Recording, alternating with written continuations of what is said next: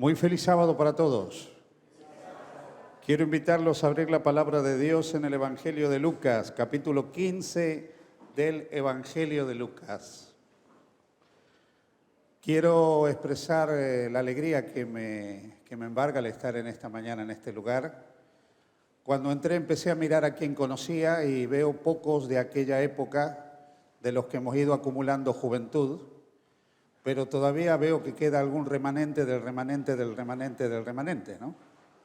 Así que eso siempre es una alegría, ver caras de amigos cuando uno vuelve a casa después de tantos años. Hace un momento, cuando estaba ahí atrás, veía ese bautisterio donde hace 41 años me bauticé. Veía este lugar donde le di el sí a mi esposa y ella cargó su cruz a partir de ese momento. Y realmente el tiempo ha pasado, pero qué bonito es volver a casa, volver a esta iglesia donde tuvimos la alegría de poder compartir y conocer la palabra de Dios. Veía quién tocaba el piano, me acordaba, no puedo dejar de acordarme de nuestra querida hermana Pocha cuando tocaba aquí, ¿sí? Y tantas personas que hemos tenido algunos el privilegio de conocer a lo largo del tiempo. Veía también cuando entró otra hermana, Susana, ahí está Susana por ahí atrás, ¿no? Susana Katz, te veo en algún lugar. Esta señora un día cuando yo estaba mirando algunos problemas que había en la iglesia, porque había unos líos antes, ahora ya no seguramente, ¿no? Había cada lío en la iglesia y claro, yo era nuevo y miraba cada lío que se armaba. Y un día así como que me desanimé y dejé de venir. Y me la encuentro a esta señora un día en un supermercado, una tienda, no me acuerdo dónde era. Y me dice si por qué no estaba viniendo. Y le digo, cada uno dentro de la iglesia. Le digo. Pero eso era antes, ¿no? Y ella me dijo algo tan bonito que me sirvió durante los siguientes 40 años. Me dijo, el que dedica tiempo a mirar la maleza que hay en el corazón de su hermano, no tiene tiempo para que Jesús le saque la maleza que hay en el jardín de su propio corazón. Así que eso me ayudó a lo largo del tiempo y dejé de mirar a otros y traté de empezar a mirar a Jesús. Y junto con otros un poco trastornados, como Daniel Turpo, Rafael Somaine y algunos otros locos que andamos por acá, nos dedicamos a pensar un poco en Jesús y dejar de pensar un poco en la gente. Y eso, gracias a Dios, nos ha acompañado hasta el día de hoy. Me han dicho que a las 12 menos 10 se va todo el mundo a comer, así que voy a dejar de presentaciones y de historias y nos vamos a centrar en el relato de esta mañana. Lucas capítulo 15, versículos 1 y 2 dice, muchos recaudadores de impuestos y pecadores se acercaban a Jesús para oírlo, de modo que los fariseos y los maestros de la ley se pusieron a murmurar, este hombre recibe a los pecadores y come con ellos. Yo esta mañana intentaré hablar con ustedes acerca de 4 cosas. Quiero hablar de qué manera se desarrolló el concepto de pecado en la sociedad con la que se encontró Jesús cuando Él llegó en el siglo I de la era cristiana. Quiero hablaros de cómo surge el movimiento fariseo con el cual Jesús se enfrenta permanentemente. Quiero hablaros también de la forma en que ese enfrentamiento se produjo y cómo vivían la religión en aquella época y si el tiempo nos da, ver de qué manera eso nos afecta a nosotros en el presente y qué lecciones podemos sacar de todo esto. Corría el año 160 a.C., cuando un rey de origen griego llamado Antíoco Epífanes toma la decisión de suspender todas las costumbres judías. Año 160 a.C., un grupo de judíos nacionalistas de una familia de origen asmoneo organiza toda una revolución político, religiosa, social. Esta revolución se conoce como la revolución de los macabeos. Y esta revolución, la de los macabeos, tenía como propósito volver a llevar al pueblo de Israel a la lealtad a la Torá, porque la influencia del pensamiento griego en la mente de todo este grupo había generado una situación de laxitud desde el punto de vista de la lealtad a la fe que ellos habían recibido de sus padres. La influencia del pensamiento griego había creado una sociedad más laxa, más liberal, y esto produjo una reacción dentro del mundo judío de aquella época que se expresa en la famosa revolución de los macabeos. Como resultado también de esta revolución, a partir de ese momento, surge un movimiento. Y este movimiento que surge en aquella época es el movimiento de los fariseos. Los fariseos surgen hacia el año 150 a.C. y sorprendentemente no surge dentro de las clases sacerdotales. Surge entre las clases cultas, pero entre la burguesía. Los fariseos se proponen hacer un verdadero Israel y tienen como objetivo volver a vivir la mayor pureza de la fe de Israel. Y para eso asumen una responsabilidad un poco complicada. Ellos van a la Escritura y descubren que había una serie de prescripciones que eran propias de los sacerdotes. Todas las prescripciones sacerdotales que tenían que ver con ciertos aspectos asociados a la vida de los sacerdotes, levitas y sumos sacerdotes que vivían en conexión con el templo. Pero ellos ahora deciden incorporarla a su vida.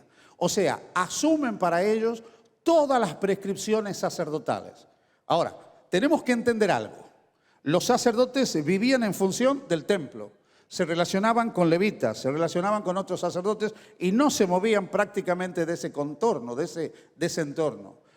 Preocupados por no estar contaminados ritualmente, preocupados por estar puros para cumplir los oficios dentro del templo, ellos prácticamente no tenían otra vida fuera de la que se enmarcaba dentro de la vida del templo.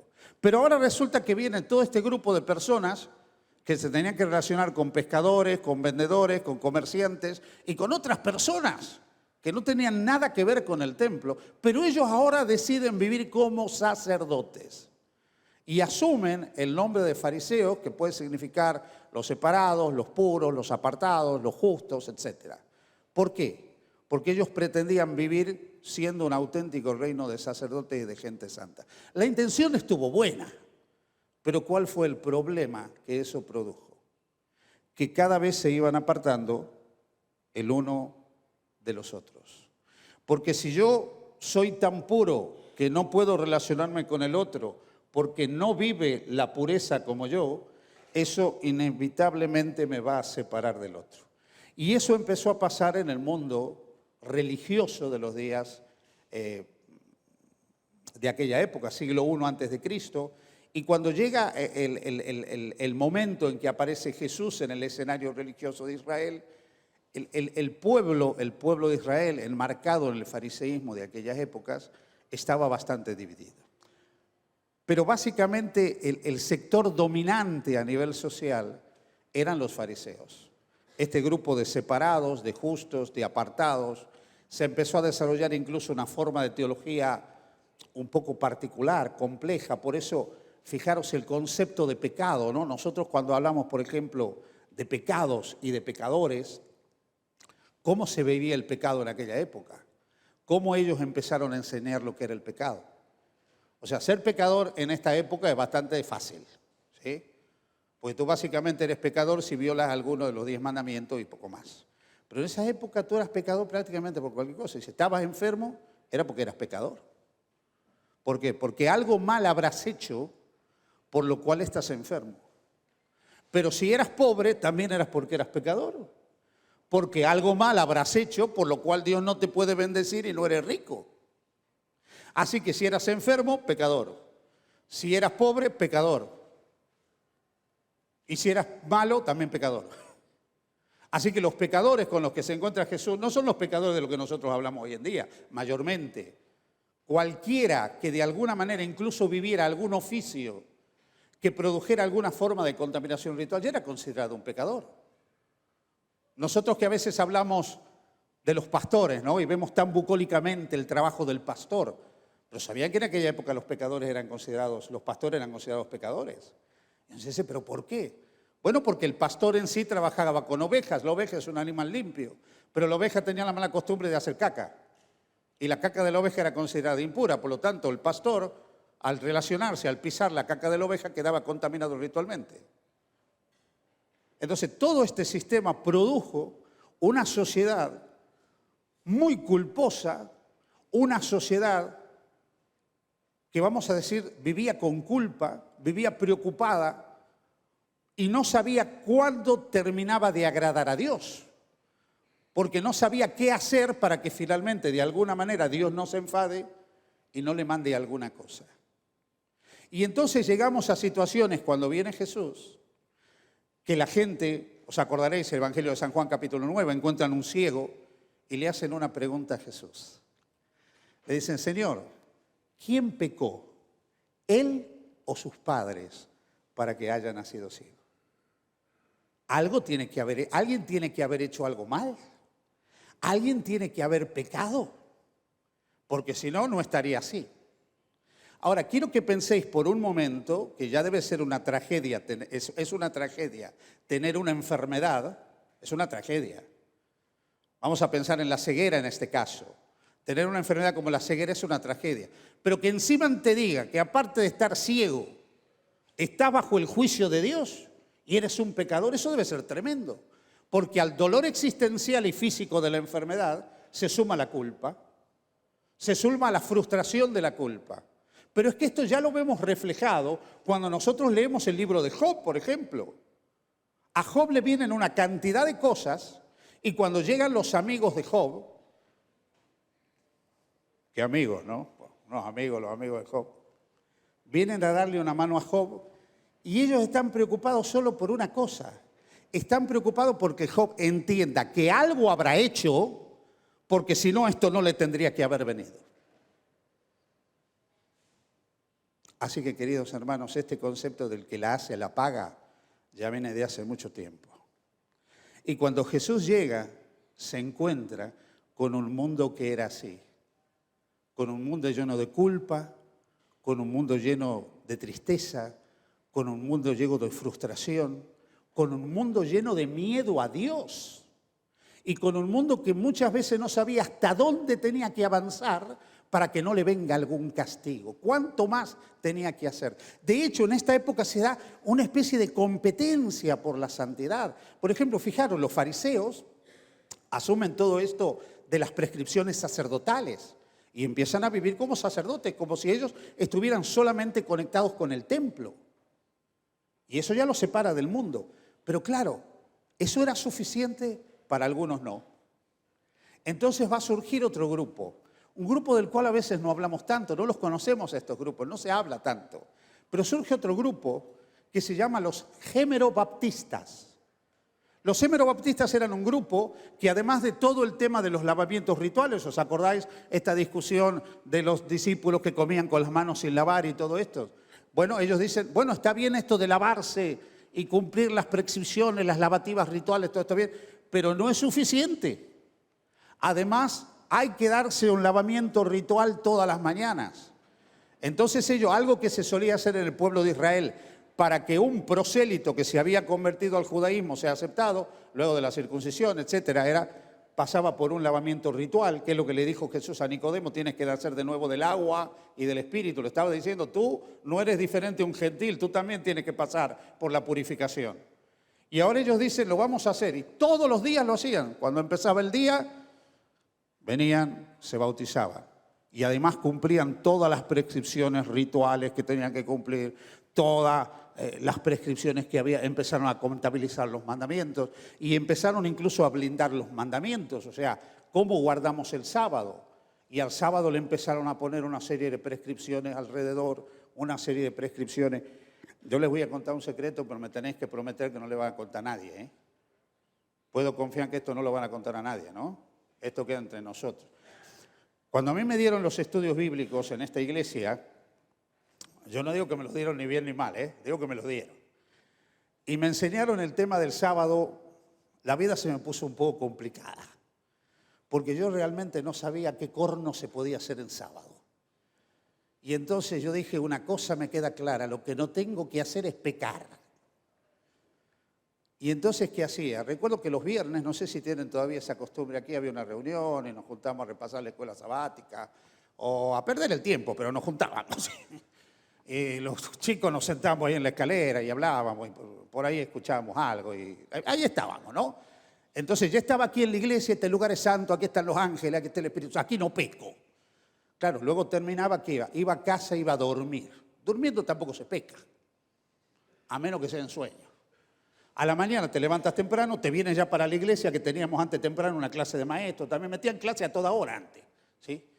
Y entonces ahí tampoco estás en la clase no peca, te vas a la escuela sabática no peca, llega el momento del sermón no pecas, te vas a comer horas tampoco peca, mientras ores no peca. Y luego, ¿qué haces para no pecar? Dormir la siesta, hermano. Y más en Tucumán. Entonces, la santa siesta del Santo Sábado institucional en mi vida, porque durmiendo no pecaba. Y me despertaba un rato antes para venir a la sociedad de jóvenes, y como ya estaba en la sociedad de jóvenes no pecaba. El problema lo empezaba a tener a partir de la puesta del sol. Porque ahí quería que el día dure, y ya queríamos salir, y ya nos íbamos por ahí a algún lugar, y que esto que el otro lugar es bueno, nos íbamos a comer alguna pizza, alguna cosa. Pero mi mayor preocupación era, ¿qué no hago o qué hago para no pecar? Porque también me transmitieron la idea, no que el sábado era un día de encuentro en el que yo me tenía que encontrar con mi Jesús que me salvó, sino un día en que si no me portaba bien, caían sobre mi vida las 7 plagas de Egipto. Hace 2000 años Jesús se encontró con una sociedad que había escuchado muchas cosas semejantes a esta. Con gente que tenía miedo, con gente que tenía culpa, con gente que iba compitiendo por quién era más santo, y aparecen los hémeros baptistas y se bautizaban todas las mañanas y se lavaban a cada rato y cumplían todas las leyes, todas las tradiciones. Y uno puede decir, bueno, pero está bien, eso ya es suficiente. Y aparece otro grupo que dice, hay que ser más santo todavía. Esto no alcanza. Y surge un grupo tan poco conocido, pero que se llamó los terapeutas egipcios. Se llaman los terapeutas egipcios porque se encontró mucha documentación de este grupo en colonias que había cerca de Alejandría, ¿sí? Y ellos se dedicaban a desarrollar toda una terapia espiritual. Entonces, fijaros, ellos asumen para ellos todas las prescripciones sacerdotales, todas. Hacen lo mismo que los hémeros baptistas, pero además lo hacían a la mañana y a la noche. Pero como si eso fuera poco, dicen hay que hacer algo más. Así que se dedicaban a celebrar el cruce del Mar Rojo cada 50 días. Volvían a hacer el cruce del Mar Rojo cada 50 días, así que se inventaban un cruce del Mar Rojo cada 50 días. Decidieron vivir aislados el uno del otro, vivía cada uno en una pequeña casita, comían muy poco, comían pan, un poco de sal y agua, a algunos no vendría bien ese tipo de dieta, hay que reconocer, ¿vale? Y llevaban una vida tremendamente austera. Así que se bautizaban a la mañana y a la tarde, hacían todos los lavamientos rituales, cumplían todas las tradiciones del pueblo de Israel, guardaban meticulosamente todos los 600 y pico de mandamientos que había, hacían el cruce del Mar Rojo cada 50 días, etcétera, etcétera. Y uno puede decir, bueno, ya más santo que esto, ¿qué puede ser? Y entonces aparece uno y dice, quieto ahí, no es suficiente, hay que hacer más. Y apareció un grupo que se llamó, ese es más conocido, los esenios. Han escuchado hablar de los esenios, ¿no? Por los documentos del Mar Muerto y todo esto. Claro, aparecen los esenios y los esenios hacen todo lo otro que ya venían acumulando para ser mejores, para ser santos, pero le aumentan todavía cosas a los esenios. Y los esenios ya se radicalizan desde el punto de vista de la santidad. Ya se van a vivir en comunidades en el desierto, renuncian a la propiedad privada, al matrimonio, una dieta frugal, pero ya el contacto con el resto del mundo se le va complicando a los esenios. ¿Cómo te puedes juntar con otro cuando ya nadie hay más santo que tú? Y cuando la posibilidad de relacionarte con otra persona puede contaminarte, te puede hacer impuro. Así que ahí van los esenios. Y los esenios, algunos sectores del mundo esenios se radicalizan tanto que empiezan a ver el resto del mundo como un gran problema. Viven entre la luz, que son ellos, y las tinieblas, que son los demás. Completamente separados, completamente alejados. Y cuando se descubren los documentos del Qumrán, las cuevas del Mar Muerto, se descubrieron libros de oraciones de los esenios, ¿no? A mí me hace gracia cuando hay hermanos que dicen, pastor, ¿podría orar por mí? Y yo le digo, agradezca que no soy esenio, hermana. Porque hay algunas oraciones de los esenios que se dicen, que Dios se niegue a tener misericordia de ti.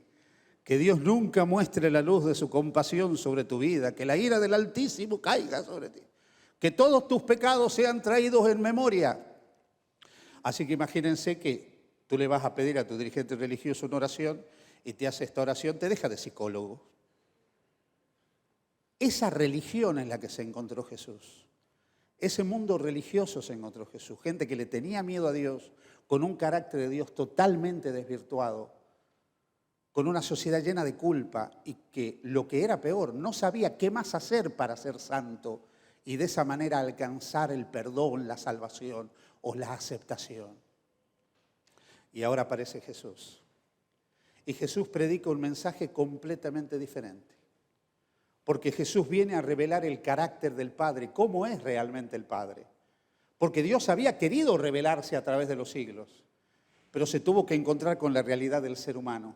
Pero venido el cumplimiento del tiempo, Dios envía a su Hijo, nacido de mujer, nacido en el contexto de la ley, dentro del pueblo de Israel, a través del cual se tenía que cumplir la promesa. Pero viene a revelar el carácter de Dios. Se hace carne, humus, se hace humano y vive la vida de Dios en cuerpo humano. Y nos muestra cómo es Dios. Y nos enseña que Dios es un Dios maravilloso. Un Dios que es como un pastor. Que cuando una oveja se le va, sale a buscarla. Aunque las otras estén bien, sale a buscar a esa oveja. Y cuando la encuentra, le dice, qué mala fuiste, qué mal te portaste. ¿Por qué te fuiste del redil? ¿Por qué te comportaste de esa manera? ¿Eso dice la Biblia de ustedes? Cuando la encuentra, la pone sobre su hombro gozoso, porque encontró la oveja que se había perdido, que se había descarriado. Y presenta a Dios como un padre que tiene el corazón de madre. Y lo presenta como esa mujer que cuando pierde la moneda, empieza a barrer toda la casa hasta encontrar la moneda. Y cuando encuentra la moneda se siente feliz, gozosa, alegre, porque ha encontrado la moneda perdida. Perdida aún dentro de la casa. Y presenta al Padre como un Padre extraordinario. Un Padre que ama, no importa cómo sea el Hijo. Y lo presenta en ese famoso relato, parábola del Hijo pródigo. Donde nos habla de un hijo que en un momento viene y le dice, papá, yo no puedo esperar hasta que te mueras para recibir la herencia. Así que poniendo estaba la garza. Le dice, hijo, pero no me he muerto. Tu problema, si no te has muerto, es tu problema. Yo quiero la parte que me toca. Y entonces viene el padre y le da toda la parte que le toca. Muchacho joven, de buen parecer, apuesto. ¿Y qué puede hacer un chico con dinero en esa época de su vida? Se va de juerga. Dedica a dilapidar el dinero. Tenía un montón de amigos, sí. Pero el dinero se le va acabando. Y con el dinero se le va acabando los amigos, se le va acabando la juerga, se le va acabando todo. Y termina trabajando, alimentando puercos. Claro, eso a veces no lo entendemos, pero pensemos la mentalidad judía. Pensemos los conceptos de contaminación. ¿Puede haber algo más bajo que alimentar algo tan impuro como un puerco? Como un cerdo. Pero encima comiendo la comida de los cerdos. Y cuando él está en esa condición, dice el texto bíblico de Lucas 15, volviendo en sí, dijo, ¿cuántos jornaleros en la casa de mi padre tienen abundancia de pan y de agua? Y yo aquí perezco de hambre, me levantaré, iré a mi padre, le diré, Padre, pecado contra el cielo y contra ti. Ya no soy digno de ser llamado tu hijo. Ah, Señor, hazme como uno de tus jornaleros. Así que se prepara todo el discurso y se va. Y el padre todos los días miraba al horizonte. Todos los días miraba al horizonte para ver si el hijo volvía. Y un día ve la figura demacrada del hijo, maltratado por las decisiones que había tomado. Ahí viene caminando el hijo. El padre no espera que el hijo llegue. El padre sale al encuentro del hijo, lo abraza, se cuelga sobre su cuello, empieza a llorar. Pero el hijo tenía el discurso porque quiere ser aceptado por el padre y sabe que se ha portado mal, pero ahora va a prometer portarse bien.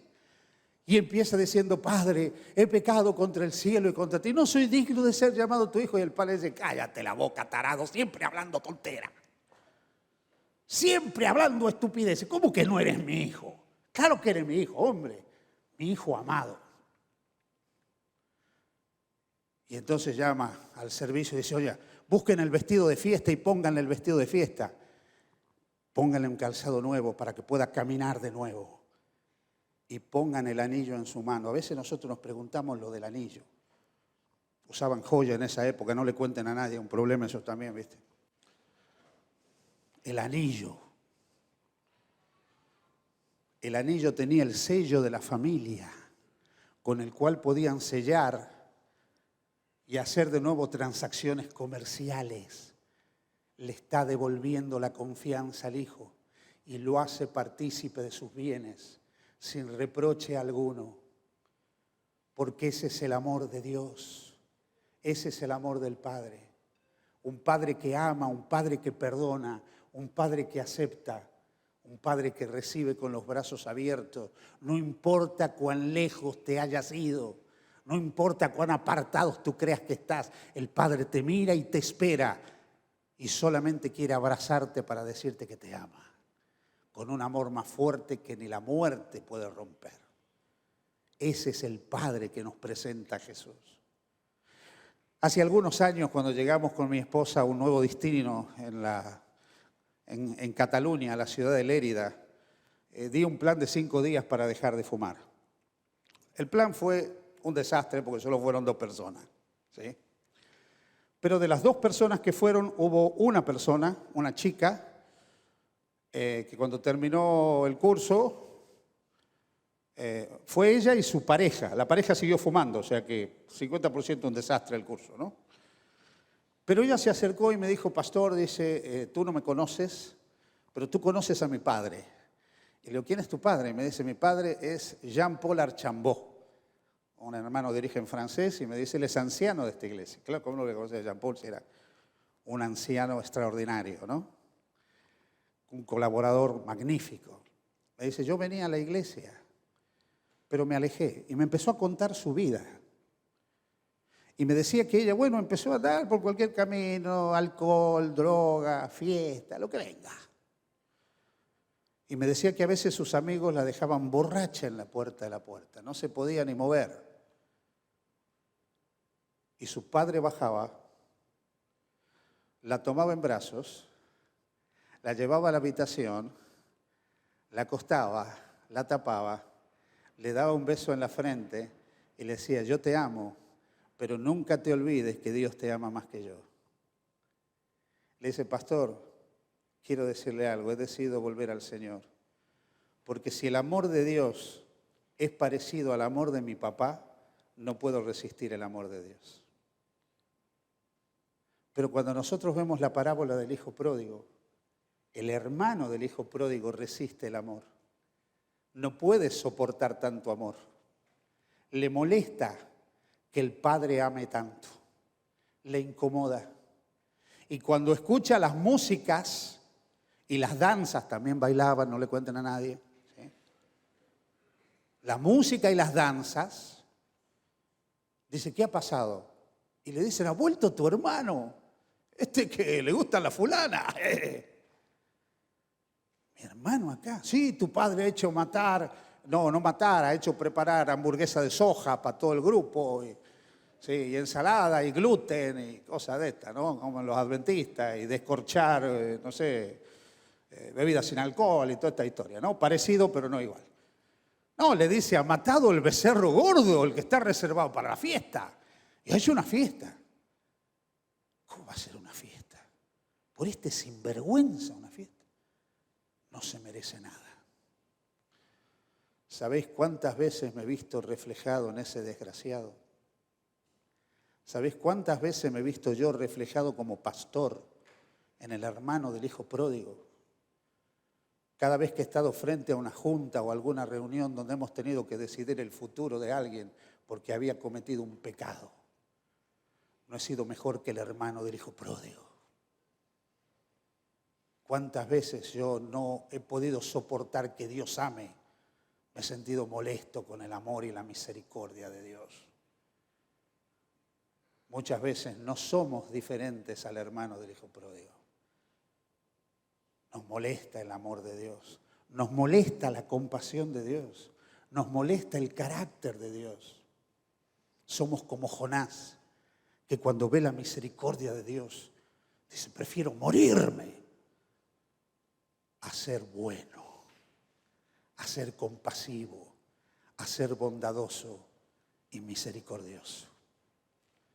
Pero Jesús, cuando viene, nos dice, Dios, mi Padre, te ha amado de tal manera a ti que me ha enviado a mí. Y yo me entregaré por ti. Y si tú crees en mí tendrás vida eterna. Amigos míos, nunca llegaremos a entender plenamente el amor de Dios. El amor de Dios es un amor que excede a todo conocimiento. Pero el amor de Dios es algo que cada uno de nosotros tiene que experimentar.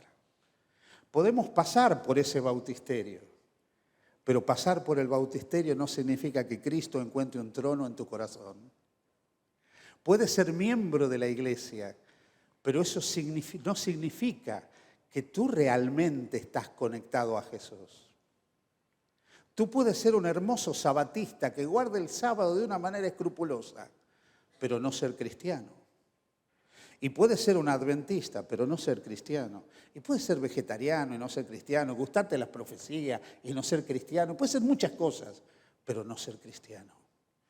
Porque solamente se es cristiano cuando Jesús no solo es lo más importante en tu vida, cuando lo aceptas como único, absoluto y suficiente Salvador, si no le permites que realmente toque tu corazón y llene con su amor el corazón tuyo.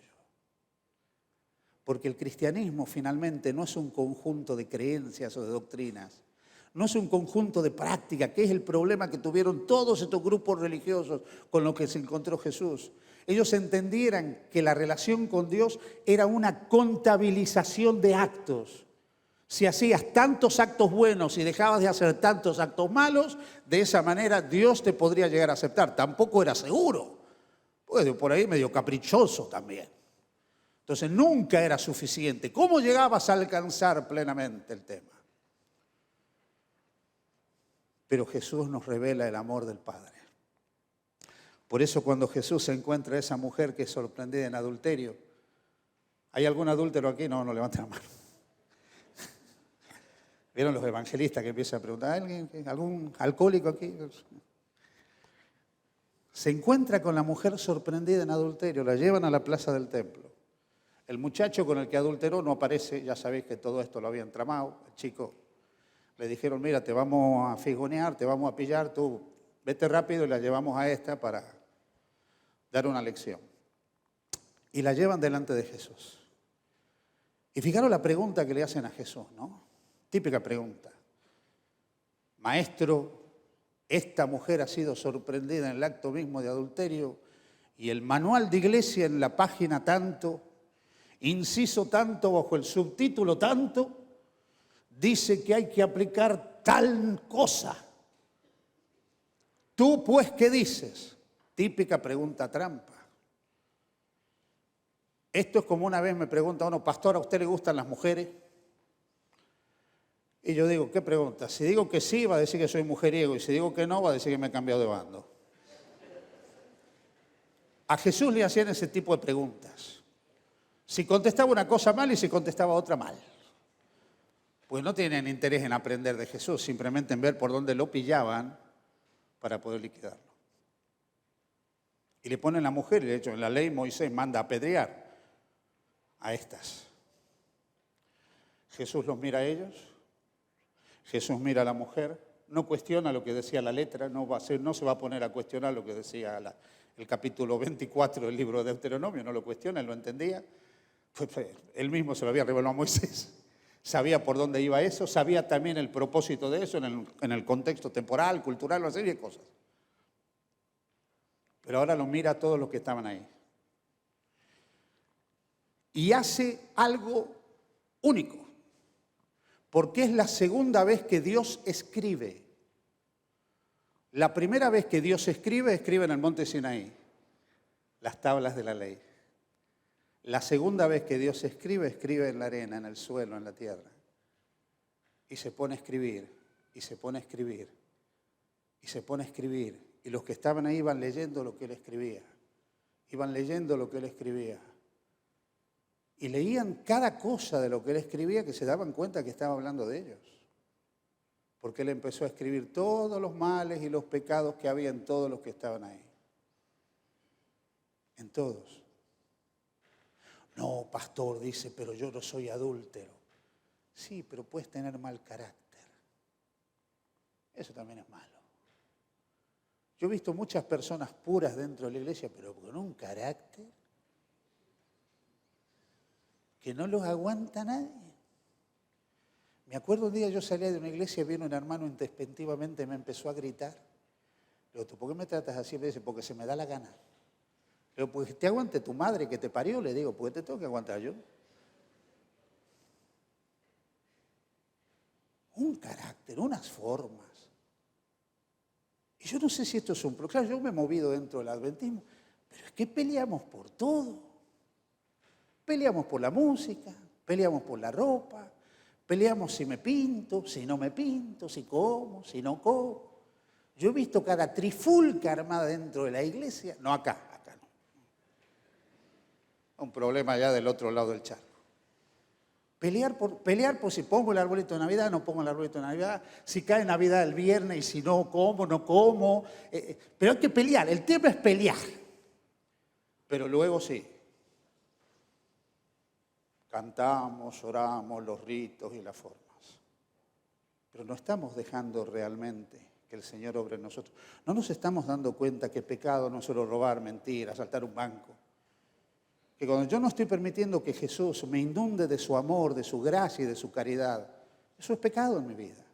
Cuando yo no tengo amor para aceptar al que es distinto, al que es diferente, al que se equivoca, estoy señalando a él, igual ha cometido algún pecado y esto es profético, no lo sé, pero bueno, se asusta el hermano. ¿Sí? Lo señalo a él porque estaba cerca, pobre hermano. Si yo no tengo amor para amarlo a él, aunque ha fallado, aunque se ha equivocado, para amarlo y perdonarlo y darle otra oportunidad, pero sin condenarlo, sin juzgarlo y sin apartarlo como un leproso, yo no he entendido el Evangelio de Jesucristo, no lo estoy viviendo. Y eso le estaba tratando de decir Jesús a toda esa pandilla que estaba ahí cuando le escribía los pecados de ellos. Y después los mira a todos y dice, muchachos, el que esté libre de pecado sea el primero en tirar la piedra. Y no quedó ni el loro, hermanos, no quedó nadie. Porque realmente cuando nosotros nos dejamos de comparar entre nosotros y miramos a Jesús y nos miramos a nosotros, no hay lugar para la soberbia espiritual. No hay lugar para que yo condene al otro. Porque yo en última instancia seré diferente. Habrá cosas que no hago, pero no soy mejor que el otro. Y en última instancia todo ser humano que camina por este mundo tiene una necesidad común. La redención. Todos necesitamos ser redimidos por la gracia de Dios. Todos, no importa. Y ahí se encuentra Jesús con la mujer y Jesús revela el carácter del Padre. Y le dice, mujer, ¿dónde está el consejo de iglesia que te condenaba? Uy, no hay nadie en el consejo. Uy, está el anciano acá, viejo. Me va a perdonar, Juan Carlos, ¿no? Va a seguir queriendo. Somos de los de antes nosotros, hermano. Ya pasamos toda esta, viejo. ¿Dónde están los que te condenaban? Los que te aplicaban la letra de la ley, ¿dónde están? ¿Ninguno te condenó? Y le dice, ninguno, Señor. Y ahora, esta mujer, fijaos qué interesante, Jesús le dice 3 cosas. 2 la había escuchado toda la vida. 2 la había escuchado toda la vida. Por ejemplo, vete, lo habrá escuchado muchas veces, incluso de su amante. Vete que viene mi esposa, vete que nos van a ver, vete. Ese vete lo habrá escuchado muchas veces. Incluso el no peques más. También lo habré escuchado de pequeña, pórtate bien, no hagas esto, hay que hacer las cosas así, no te equivoques, no falles, eso lo habré escuchado toda la vida. Pero por primera vez en la vida escucho una palabra diferente. No te condeno. Y en esa palabra Jesús revela la grandeza del carácter del Padre. Porque el Padre puede saber que tú eres pecador. El Padre puede ver la magnitud de tu falta y de la mía. El Padre puede darse cuenta realmente de lo que tú y yo somos. Y sin embargo seguir amándote sin condenarte. Porque finalmente Cristo vino a revelarnos eso. Por eso cuando le dicen, muéstranos al Padre y nos basta, Él dice, tanto tiempo hace que estoy contigo y no me has visto. El que me ha visto a mí, ha visto al Padre. Termino. Nosotros siempre hemos dicho que somos el remanente. Una idea que de paso surge en tiempos de la Revolución Macabea y surge con el movimiento fariseo. Esto de ser remanente está muy bien si esto no te lleva a creer en el exclusivismo religioso y te lleva a tener soberbia espiritual. Porque puede ser que ocurra. Porque puede ser que pase. El otro día alguien me cuenta una historia, me dice, resulta que se muere una persona y se va al cielo. Era un católico el que me contó la historia. Ya saben que no van a decir que el pastor dice que los muertos van al cielo, no. Es una historia, ¿no? Se muere, va al cielo, en el cielo lo espera San Pedro. Y entonces está San Pedro ahí y le dice, mira, te voy a asignar un ángel para que te vaya mostrando el cielo, cómo son las dependencias del cielo que hay aquí. Así que el hombre va, el ángel lo va acompañando, ahí hay jardines, hay fuentes, un lugar precioso, todo barato, no había inflación, una maravilla el cielo, ¿no? Entonces, bueno, el hombre va caminando por ahí, después entonces se encuentra un grupo que estaban arrodillados haciendo la flor de loto, no me pidan que la haga ahora porque me voy a caer, y está om, om, om, om, om. Y dice, ¿y estos quiénes son? Dice, bueno, estos son todos los budistas, los hinduistas, que han sido sinceros, personas nobles, y aquí están en el cielo. Dice, budista en el cielo, mira qué cosa, qué interesante. Sigue caminando y encuentra un grupo que estaban todos así alrededor, hacían una ronda, y lo ve que estaban, Dios te salve María, llena eres de gracia, el Señor es contigo, bendita tú eres entre todas las mujeres. Dice, ¿y estos quiénes son? Son católicos, dice, católicos sinceros, buena gente de corazón, que fue fiel a la luz que tuvo y aquí está en el cielo. Dice, católicos también en el cielo, mira qué interesante. Sigue caminando y encuentra otro grupo que estaban así, manda fuego, Señor, manda fuego, Señor. Dice, ¿y estos quiénes son? No, son pentecostales que están aquí, le ponen una alegría, una marcha, dice. Pentecostales. Pentecostales también en el cielo, qué impresionante, dice, que haya pentecostales en el cielo. Sigue caminando, bueno, ve otro grupo y llega a un lugar donde ve una muralla con una puerta y ve que del otro lado de la puerta un coro magnífico, extraordinario, cantaba con un extraordinario el coro, se lo escuchaba cantar al coro. Aparte del mundo, Señor, me retiro. Y dice, voy a golpear la puerta para entrar. Dice, no te van a abrir, esos son los adventistas y cree que son los únicos que están en el cielo, tranquilo. Hemos llegado a veces a pensar que la redención es exclusiva para nosotros. No nos damos cuenta que la gracia de Dios es tan amplia que también es para nosotros. Porque de tal manera amó Dios al mundo que envió a su Hijo unigénito para que todo el que en él crea no se pierda, sino que tenga vida eterna. El que cree en el Hijo no es condenado, pero el que no ha creído en el Hijo ya ha sido condenado porque no ha creído en el nombre del unigénito de Dios. Querido hermano, yo no sé qué hay en tu vida, no sé qué carga llevas. No sé qué lucha puede haber en tu experiencia, qué culpa te atormenta, yo no sé. No conozco tu vida, no conozco tus dramas, no conozco tu existencia, tus aciertos o tus desaciertos. Pero una cosa sé, lo único que Dios está esperando de ti es que te dejes abrazar y amar por Él. Y el resto simplemente será una historia maravillosa. La historia de experimentar el perdón, la paz, la misericordia y el amor de Dios cada día de tu vida. Que el Señor te bendiga y te guarde. Que el Señor haga resplandecer su rostro sobre ti, tenga de ti misericordia y que el Señor te dé paz. Amén.